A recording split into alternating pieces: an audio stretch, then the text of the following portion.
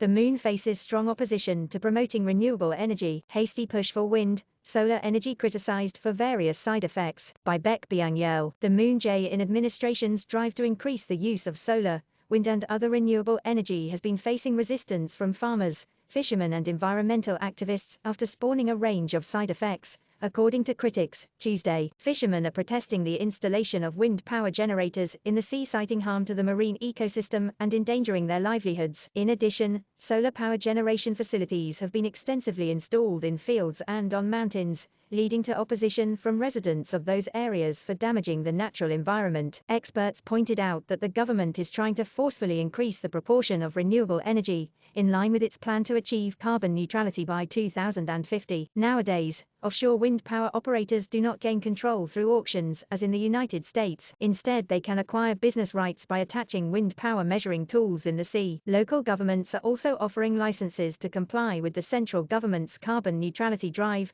Park Ho-jing, a professor at the Department of Food and Resource Economics at Korea University, said, "In this way, various problems, such as waste disposal from offshore wind power, will be a big headache for the country in the future. For example, there will be continuous issues, such as why we are moving waste from the coast of Sinan County to North Jeolla Province," he added. In 2021, Korea became the 14th country in the world to legislate the Carbon Neutrality Act, deciding to reduce greenhouse gas emissions by 40% from 2018 levels by 2030, and consequently achieve carbon neutrality by 2050. To that end, the government said it would raise the share of renewable energy in the total energy mix to 30.2% by 2030. As of 2020, the share of Korea's energy mix consisted of 35.6% coal power generation, 29% nuclear power, 26.5% gas,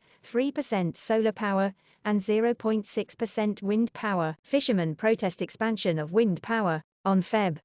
16, more than 250 fishermen in South Jeolla Province boarded fishing boats off Mokpo and protested at sea. They argued that the government allowed private wind power operators to conduct wind power generation projects throughout the nation without sufficient research on their effects or countermeasures, threatening their livelihoods. In response to the fishermen's protest, the Ministry of Trade, Industry and Energy said it will give local fishermen the authority to invest in wind power generation so that the residents there can also benefit from wind power generation projects. However, the fishermen argued that the creation of a wind power generation complex could reduce the number of areas available for fishing and devastate the fishing grounds due to noise generated from wind power generators. Wind power business operators, powered by the government's Green New Deal policy, are threatening our livelihoods. They have installed more than 200 wind power measurement tools in waters all around the country, the fishermen said in a statement. "We need to immediately abolish the private-led offshore wind power development method. If the wind power generation project continues at the current pace,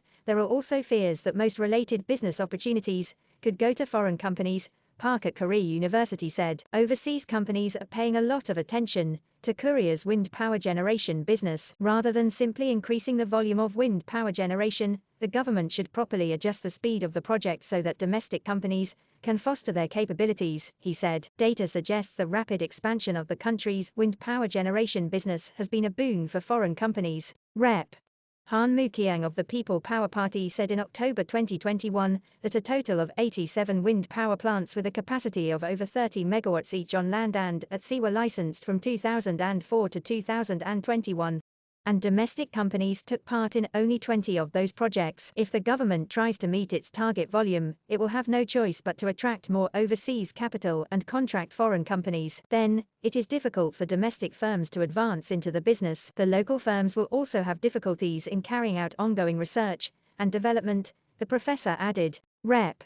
Han said that it is mostly foreign companies that are so far the beneficiaries of the taxes invested in the government's expansion of renewable energy. Solar panel installations harm environment. In addition to the wind power generation issue, what appears to be indiscriminate installations of solar power generation facilities in rural areas have caused damage to natural ecosystems, in particular, in cases where solar power generators have been installed in mountainous areas. Landslides occurred during the summer rainy season, causing extensive damage. A civil engineer who declined to be named said that solar power generation facilities could significantly damage forests and weaken the ground through the construction process. Installing solar power generation facilities in mountainous areas requires excavation, and the environment is damaged in the process. This increases the risk of landslides when heavy rainfall occurs. Installation should be made in consideration of topography and geology, and attention should also be paid to landslide prevention, he said. Some politicians and academics have said that in order to compensate for these drawbacks of pushing renewable energy too quickly to achieve carbon neutrality by 2050,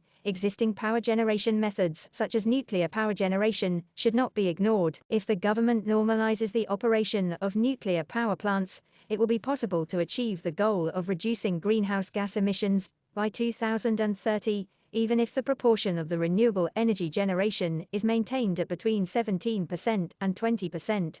Lee Yong-ho, a researcher at Seoul National University's Nuclear Research Institute for Future Technology and Policy, said at a recent conference, if the construction of Shin Hanul power plant reactors No.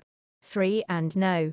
4 is resumed, and if we continue to operate 8 to 10 nuclear power plants, whose operating permits expire by 2030, Korea can achieve the greenhouse gas reduction target and prevent an increase in electricity fees by 14%, Lee added. Yoon Suk-yeol, the presidential candidate of the main opposition People Power Party, has pledged to resume the now halted construction of Shin Hanul nuclear power plant reactors No.